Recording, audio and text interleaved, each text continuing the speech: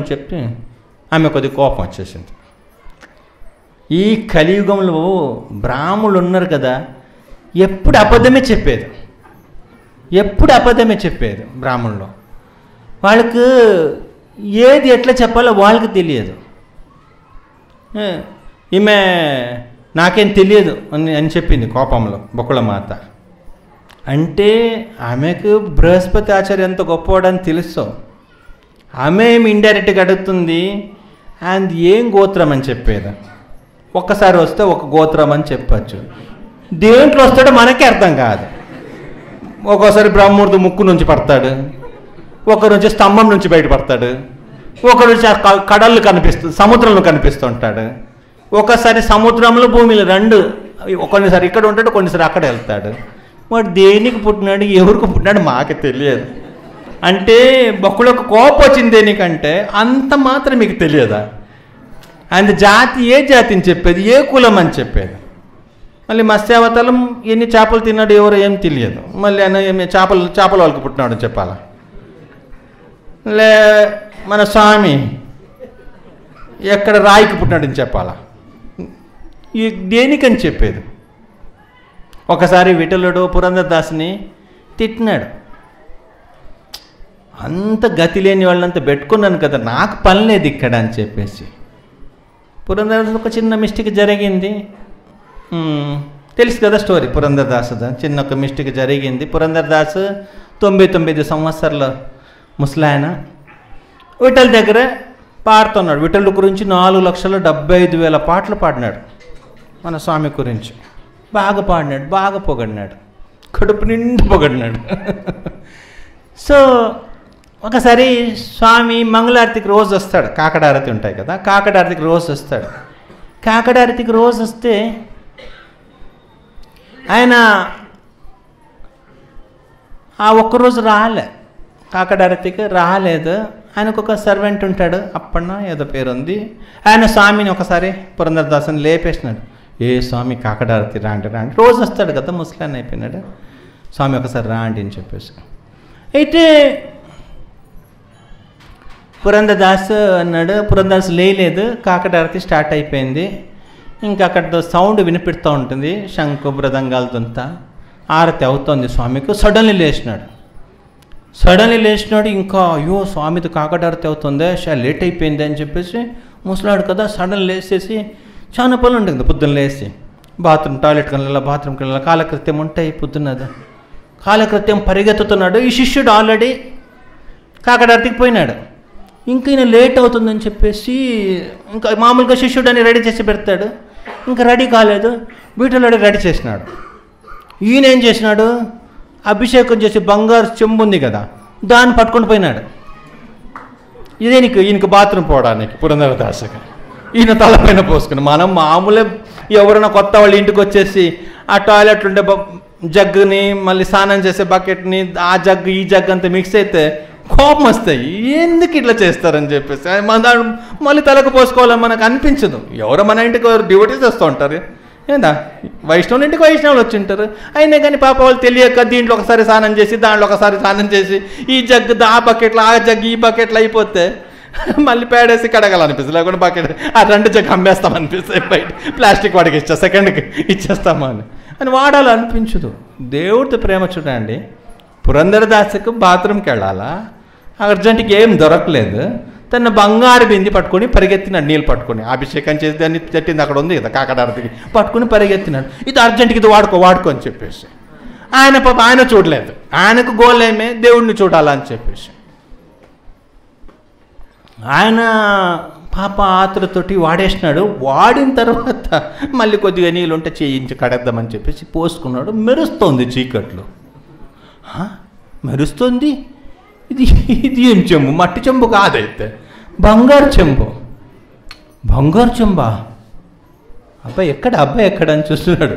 శిష్యుడు హారతిలో ఉన్నాడు. ఇంకో ఒకసారి అని చెప్పేసి పోయినాడు. ఇంకా చెంబు మళ్ళీ ముందుకు పోతుంటే ఆయన బట్టలంతా పట్టుకుని రెడీగా నిలబడినాడు. ఎవరు? అదే అబ్బాయి. విఠలుడు చొకటక బట్టలు వేసుకునేసి ఆరతికి రమ్మని చెప్పేసి. దేవుడికి ఆ రోజుకి ఆరతికి వచ్చే పైన ప్రేమం ఉంటాయి. అట్లా ఆరతికని డ్రెస్ అనేది చేతుని తీసినాడు, ఈ చెంబుతో ఒక్కడే కొట్టినాడు. బుద్ధి లేదా నీకు? మేము బాత్రూమ్ పోవడానికి దేవుడితో చెంబు ఎవరైనా పట్టుకొని వస్తారా అని చెప్పేసి ఫస్ట్ టైం పడింది దేవుడికి.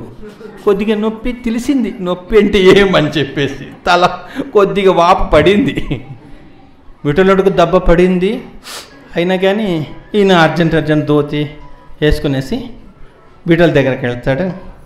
విఠలుడు కాకడారతి అంతా అవుతూ ఉంది, చూస్తూ ఉన్నారు, అన్నీ ఇస్తూ ఉన్నారు. ఈయన కూడా చూస్తూ ఉన్నాడు. కొద్దిగా వాసిపోయింది ఇక్కడ, అది వాసిపోయింది కూడా అది అట్లా తగ్గట్లే, కొంచెంసేపు పెరుగుతుంది, మళ్ళీ ఉండల్లాగా వస్తుంది. ఈ వాపు అంత అట్లే కదా, ఫస్ట్ కొద్దిగా చిన్నగా ఉంటాయి, మళ్ళీ కొద్దిసేపు తర్వాత కొద్దిగా పెరుగుతాయి కదా, ఇది పెరుగుతుంది మళ్ళీ ఇంత కొమ్ము వచ్చినట్లు. చూస్తున్నాడు, కళ్ళు కూడా కొద్దిగా ఏడుపు వస్తూ ఉంది. దెబ్బ ఇంతవరకు తినలేదు. మంచి ఇక్కడ ఏముంది, టైంకు డ్రెస్ మారుస్తారు, వెన్న తినిపిస్తున్నారు, పాలు పోస్తున్నారు, బంగారం వేసుకుంటాడు. మంచి భక్తులు వస్తారు, మంచి భక్తులు. నీవు అట్లా నీవు ఇట్లా అంటే ఆహా చెప్పండి చెప్పేసి వింటూ కూర్చోవడం కదా. ఒక 2 దెబ్బ పడితే అక్కడక్కడ రుబ్బుతున్నాడు, రక్తం రాలేదా అని చెప్పేసి. ఇంకా ఈ ఏడుస్తున్నాడు, చూస్తున్నాడు. ఇంకా అర్చకులకు భయపడిపోయినారు. అయ్యో మా ద్వారా ఏమన్నా స్వామికి అపరాధమైందో, స్వామి క్షమించండి అని చెప్పి వాళ్ళు అడుగుతున్నారు. వాళ్ళు అడిగితే ఈయన వచ్చేసి వైష్ణవులు కదా, వైష్ణవులకు కోపం అనేది ఎక్కువసేపు ఉండకూడదు, క్షణకాలే ఉత్తమ. ఏదో తప్పు చేసినప్పుడు కోపం రాకుండా మరి అట్లా కూడా ఉండకూడదు. తప్పేదో జరిగినప్పుడు కోపం రాల. భక్తులు ఏదో తప్పు చేస్తారు, ఎవరు పరిపూర్ణులు కాదు కదా, మన దగ్గర తప్పులు జరుగుతుంది, కోపం వస్తుంది. అయినా కోపం అనేది జస్ట్ క్షణకాలే ఉత్తమ. మధ్యాహ్నం వరకు పొద్దున వచ్చిన కోపము మధ్యాహ్నం వరకు అట్లే కంటిన్యూ అవుతుందంటే అది మధ్యమ. ఓకే, అప్పటికప్పుడే వాళ్ళు కూడా బుద్ధి రావాలి కదా, తప్పు చేసిన వాళ్ళు కూడా. సీనియర్ తిడుతూ ఉన్నారంటే వాళ్ళు కూడా తెలుసుకోవాలి ఆయన కోపం వచ్చిందని. మధ్యాహ్నం వరే మధ్యమ, రాత్రే అధమ. అది పొద్దున చేసిన కోపము భక్తుల పట్ల రాత్రి వరకు పండుకున్న వరకు ఉందంటే అది కొద్దిగా డేంజరే, మంచిది కాదు. అహోరాత్రే మహాపాపి. ఇంకా రాత్రి దాటి పొద్దున వరకు వచ్చిందంటే ఆ కోపము అది పెద్ద పాపిని లెక్క, వైష్ణవ లెక్క అయినా రాదు, అంతవరకు ఉండకూడదు కోపం. ఇంకా ఆ శిష్యుడు పక్కనే మంచిగా పండుకొని ఉన్నాడు. హారతి అంతా మధ్యాహ్నం కొంచెం ప్రసాద్ తినేసి ఆ శిష్యుడు పక్కన ఉన్నాడు. ఆయన లేపేసి, నాన్న పొద్దున కొట్టినాను, బాధ కలిగింది అన్నాడు. మీరు ఎప్పుడు కొట్టింది? నేను ముందు లేచిపోయినాను మంగళారతి, మేము లేపితే ఎంత లేలేదు మీరు, నేను లేచిపోయిన మంగళారతి చూసుకుని వచ్చి కాకడారతి చూసుకుని వచ్చినాను, నాకేం కాలేదన్నాడు. నాన్నెవరు మీరు ఏం చేయలేదని. మళ్ళీ ఆ చెంబు పట్టుకొని వచ్చింది. చెంబా? అవును, మళ్ళీ దేవుడు చెంబు పట్టుకొని వచ్చింది. నేను తీసుకొని రాలేదన్నాడు. నేను కొట్టింది నాకు, మీరు అస్సలు కొట్టలేదన్నాడు. మళ్ళీ ఎవరికి? నాకు తెలియదు అన్నాడు. అయ్యో, అయితే నేను దేవుడే ఈ పని చేస్తుంటాడు. మా విఠలుడు అన్నీ చేస్తాడు ఇటువంటి పనులంతా. మా విఠలుడికి ఇట్లాంటి పని అంటే అది సాధారణం, అదేమే పెద్దగా అనుకోడు. ఇది ఆయనకు సహజం, ఇది ప్రేమను చూపించడం. ఇది ఈయనే చేసి ఉంటాడు. సరే ఇప్పుడే క్షమ అడిగితే బాగుంటుందని పోతాడు. పోయేసి క్షమ అడగడానికి పోయినాడు. కానీ రోజు చూసే విఠలుడు కదా, ఇంకా ఈయన చాలా ఫ్రీ, కాలు కూడా పట్టుకోవచ్చు, గట్టి పట్టుకోవచ్చు, ఏమంత కోపం చూపించే వ్యక్తి కాదు. అట్లా కొద్దిగా సను అంటారు కదా, కొద్దిగా ఫ్రీడమ్ ఉంది, రైట్ ఉంది ఈయన పైన. రోజు అందరూ ముట్టచ్చు, మాట్లాడుకోవచ్చు అంటే కొద్దిగా లోపల ఈయన మంచోడని ఒక ఫిక్స్ అయింది పురంధరదాస్కి. ఏం దాంట్లో డౌట్ ఏం లేదు. ఏమైనా మన దేవుడు, ఆయన కోపపడినేమే బాధపడినేమే ఆయన సమాధానం చేసుకోవచ్చు, అట్లా ఒక ధైర్యము. అప్పుడు వచ్చినాడు, వచ్చేసి పక్కన వచ్చేసి విఠల దగ్గర, తప్పైందిరా, నొప్పి తగిలిందా, తెలియదురా, చీకటి కదా, నీవు కూడా అట్లా చేసి ఉండకూడదు, నీవు కూడా ఏదో వేరే చెంబు దొరకలేదా నీకు, అక్కడిది చెంబు కావాలా గర్భగుడిది, వేరే చెంబు లేదు నీకు నీళ్ళు పట్టుకొని రావడానికి అని చెప్పేసి. అంటే కోపం వచ్చేసింది, తబ్బ పడింది కదా, కోపంలో ఉన్నాడు ఈరోజు, కొద్దిగా కోపంగా ఉంది. ఏం మాట్లాడు, ఇంకా అటు చూసి ఇటు చూసి గోడ చూసి చెప్తున్నాడు, అంత గతి లేని వాళ్ళు అంత పెట్టుకున్నాను, లాస్ట్ నన్నే కొట్టి పనిపించేలాగా ఉన్నారు వీళ్ళు. అది పురంధరదాసుకు నచ్చలే. కొట్టింది ఓకే, అంతవరకు చెప్పు, కొట్టినాను, తప్పు చేసినాను, క్షమ అడుగుతాను, నీవేం దానికి దండన చేస్తావా, నేను దాన్ని స్వీకారం చేస్తాను, దాంట్లో నాకేం బాధ లేదు. గతి లేని వాళ్ళు అన్నావు కదా, గతిర్భర్త ప్రభు సాక్షి శ్లోకం తెలుసు నాకు. మాకు గతి లేదు కాదు, నీకు గతి లేదు. నీకు అప్పుడప్పుడు గతి లేకుండా పుట్టడానికి ఎవరు దొరకకుండా స్తంభం నుంచి బయటకు వచ్చేది, చేపల నుంచి వచ్చేది, ముక్కు నుంచి పడేది. మా కంట్లతో ఏంలే, మాకు మా అమ్మ నాయన ఉన్నారు. పేరు చెప్పేదా? మా తండ్రి కృష్ణుడు, విఠలుడు. మా అమ్మ పేరు చెప్పేదా? రుక్మిణి. నీవు ధైర్యం ఉంటే నీ చెప్పురా, చెప్పు, వింటా నేను. చెప్పు, సత్యం చెప్పాలా, మళ్ళీ అబద్ధం చెప్పకూడదు. అక్కడ కూర్చొని ఈసారి ఎక్కడ ఇంటి తీసుకొద్దామా, అయోధ్యకు పోదామా, సరే ఎవరు అమ్మ ఎవరు కావాలా, కౌశల్యాన్ని పెడతామా, మంచమే, కౌశల్య ఓకే. తండ్రి దశరథ మహారాజు ఓకేనా, మంచివేనా, ఓకే దశరథ మహారాజు. తమ్ముడు మన లక్ష్మణుడు పెడతాము. తర్వాత నీలాగా అక్క కూర్చొని లెక్క పెట్టి వీడు ఓకేనా, వాడు ఓకేనా, సరే ఎక్కడ దూరుదాం ఈసలా, ఇక్కడ ఓకే, అట్లా సరే. ఈసలా అయోధ్య కొద్దిగా బోర్ కొట్టింది, ఇక్కడ కొద్దిగా కోతులంతా ఎక్కువ ఉంది బృందావనంలో, అక్కడ పోదామా, సరే అమ్మ ఎవరు, అక్కడ 2-3 మంచి వాళ్ళు ఉన్నారు, ఎవరిని పెట్టుకోదాము అని చెప్పేసి ఆలోచించి ఒకసారి ఒక దానికి కొన్ని రోజు ఇక్కడ దేవకి వసుదేవని పెట్టుకోదాము. మళ్ళీ వాళ్ళు కూడా మంచి వాళ్ళు, ఇప్పుడు నుంచి ఆశపడుతున్నారు నాతో ఉండాలా అని చెప్పేసి ఇంకొక అమ్మ పెట్టుకోదాం, యశోదాన్ని పెడతాం. సరే ఇంకా తర్వాత ఇంకా నందమహారాజుడిని, మళ్ళీ అన్న ఆ లక్ష్మణుడు గోల పెడుతున్నాడు, కోపం అప్పుడప్పుడు నేను నీకు చిన్నోడైపోయినాను, లేకుండానా అని చెప్పి, లేకుండా ఏం చేస్తాడు చూస్తామని బలరాంని అన్నగా పెట్టుకోదాము. ఈసారి ఒక అన్నగా చేస్తే ఈయనక అన్నగుంటే నాకేం చేస్తాడు చూస్తామని ఇట్లంతా లెక్క పెట్టి అక్కడ కొన్ని రోజు, ఇక్కడ కొన్ని రోజు, అమ్మ నాన్న లేకుండా ఇట్టొకడు వచ్చేది, స్తంభం నుంచి బయటకు వచ్చేది. అమ్మ ఎవరంటే ఎవరు చెప్పేది, అమ్మ చెప్తే నాన్న రాదు, నాన్న చెప్తే అమ్మ రాదు, రెండు ఒకటే. ఇంకా నీకడ గతి లేదు, మాకంత ఉన్నారు. పరంపర చెప్పమంటావా, మా నాయన వాళ్ళ నాయన అన్నీ చెప్పగలుగుతాం మేము.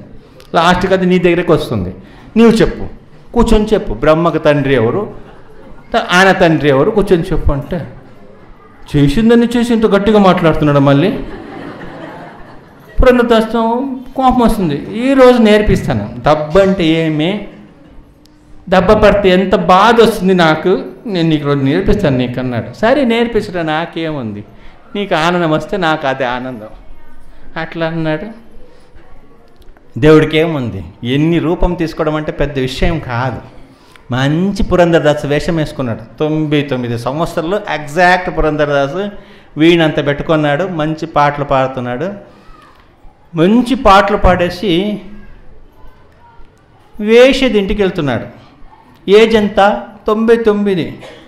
ఆ వేషది ఇంటికి వెళ్ళేసి అక్కడ ఆ వేషతోటి మంచిగా పాటలు పాడడము, రమించడము, అంత ఆనందం ఫుల్. ఆమెతోటి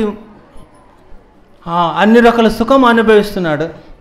అన్ని రకాల సుఖం అనుభవించి విఠలుడు ఏం చేసినాడు, చేతి నుంచి ఒక బ్రాస్లెట్ తీసి ఇచ్చినాడు, ఒక గాజు, మంచి బంగారంతో బాగా మెరిచేది ఒకటే ఇచ్చినాడు గిఫ్ట్గా. నైట్ వచ్చిన దానికి గిఫ్ట్కి ఇచ్చేసి పోయేప్పుడు చెప్పినాడు, ఏం బాధపడద్దు, రేపు ఇంకొకటి పట్టుకొని వస్తాను. ఆడవాళ్ళకి మ్యాచింగ్ కావాలి కదా, మళ్ళీ ఒకటి తృప్తి, అది ఇంకొకటి కావాలి ఈ చేతికి, మళ్ళీ రేపు ఇంకొకటి ఇస్తాను నీకు, రేపు వస్తాను మళ్ళీ అని చెప్పేసి. ఆమెకు ఆతురత, ఆమె ఓర్చుకోలే పాప. ఆమె దేవుడు విఠలుడు బయటకు వచ్చినాడు, పురంధరదాసు వేషంలో బయటకు వచ్చినాడు. బయటకు వస్తే పొద్దున లేచి చూస్తే విఠలు దగ్గర ఒక్క బ్యాంగిల్ లేదు, చేతికి ఒక గాజు లేదు బంగారంతో. మొత్తం చెక్ చేసినారు, ఎక్కడ కనపడలేదు. మొత్తం ఈమెకు రేపు వస్తాడు ఇస్తాడు అన్నాడు, మేము ఓర్చుకొని ఇంట్లో ఉండాలి కదా. ఈమె దాన్ని వేసుకొని వచ్చేసింది, ఈ వేష ఈమె వేసుకొని వచ్చేసింది. ఈమె వేసుకొని వచ్చేసి ఇట్లా చేయి పట్టుకొని జాగ్రత్తగా వచ్చేసి ఇంకా విఠల్ని గట్టి పట్టుకొని దండం పెట్టినప్పుడు పూజారి చూసినాడు. అరే ఇదే మా విఠలుడిదని చెప్పేసి పాతలు పట్టుకున్నప్పుడు వదులు అనుకోవాలి, వదులు కూడా పట్టుకొని చూస్తున్నారు. ఇది మా విటడు దొరికింది, ఈమె దొరికింది అని చేసి పట్టేసినారు. తీసుకొని పోయినారు. అందరు చెప్పినారు ఈమెన దొంగ అని చెప్పేసి. ఆమె చెప్పింది ఇది నేను దొంగ కాదు, మా పని వేరే. మళ్ళీ ఇది ఎట్లా వచ్చింది చెప్పు, గుడి నుంచి ఇది ఎట్లా వచ్చింది, ఇంత భద్రతగా మేము పెట్టుకున్నాము, ఎట్లా నువ్వు దొంగతనం చేసినావు? అది మాకు తెలియదండి. మళ్ళీ నీకు ఎట్లా వచ్చింది చెప్పు. అది నిన్న రాత్రి ఆయన ముసలాయన వచ్చినాడు, పురంధరదాస్. వచ్చినప్పుడు నాతోటి బాగా సుఖం అనుభవించినాడు. మంచి పాటలు పాడతాడు కదా విఠలు, ఆయనే అంత అనుభవించి లాస్ట్కు ఒక బ్రాస్లెట్ ఇచ్చినాడు నాకు, ఒక కంకణం, ఏమంటారు కంకణమా, ఒకటి ఇచ్చినాడు.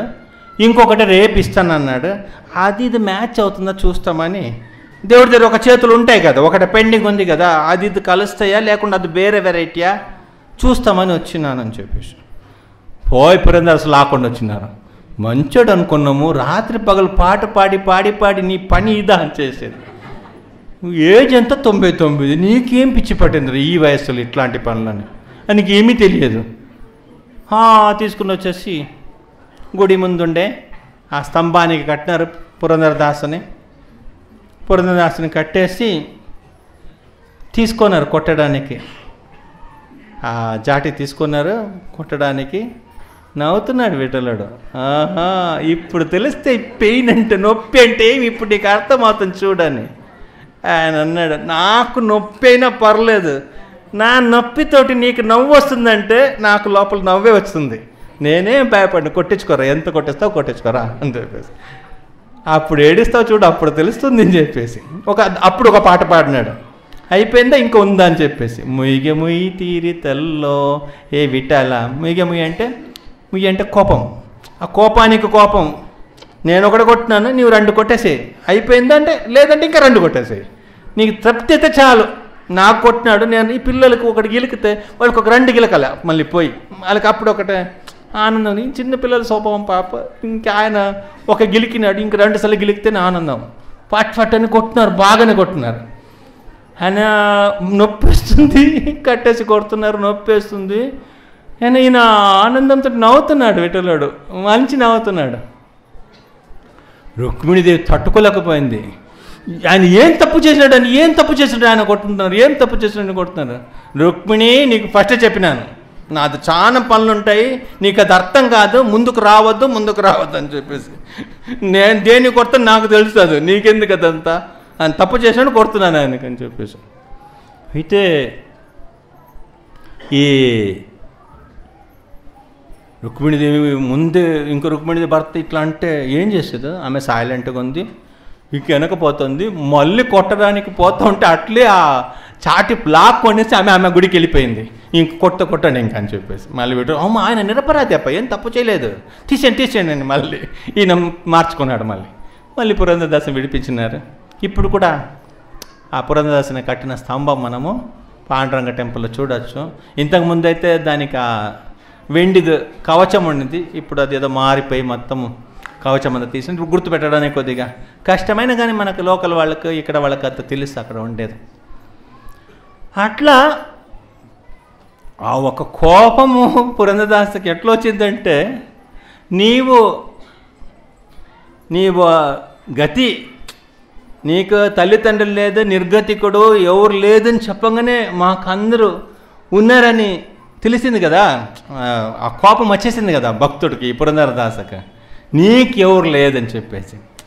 అట్లా ఈ బకుళ అమ్మ ఈ బృహస్పతి ఆచార్య చెప్పినప్పుడు ఆమెకు మండిపోయింది.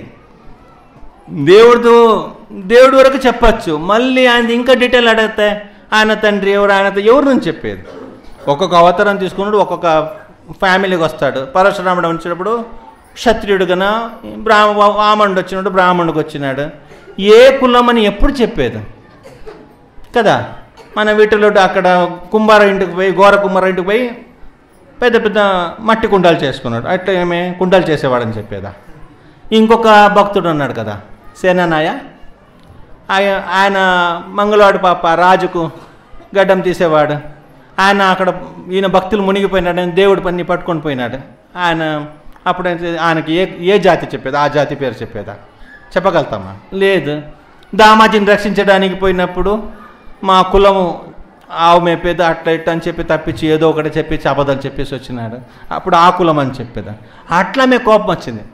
బకుళమాతకు బృహస్పతి ఆచార్య అడిగినప్పుడు కోపం ఎట్టొచ్చిందంటే ఏదొక సరి అయిన రీజన్ చెప్పాలి కదా. ఆయన ఏ జాతిలో పుట్టినాడు, ఎప్పుడు ఒక్కొక్క జాతి ఒక్కొక్కసారి తీసుకుంటాడు, ఆయనకి ఏమని చెప్పేది. వాళ్ళకి ధరణిదేవికి తెలియదని చెప్పినాను.